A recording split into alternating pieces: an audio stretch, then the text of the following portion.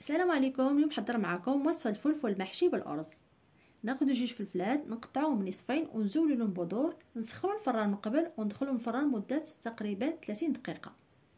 نضيفوا نصف بصله مفرومه، 200 غرام من الكفته، ونخلطوا الكل ونخليه مده 5 دقائق.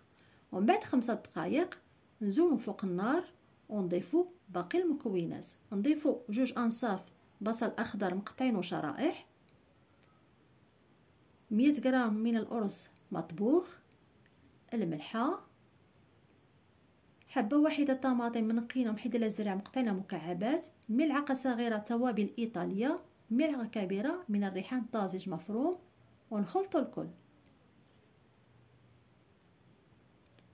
ونعمروا أنصاف الفلفل مزيج الأرز ونرجع مرة ثانية الفرن مدة 5 دقائق ونخرجهم ونقدموهم بالصحة والراحة.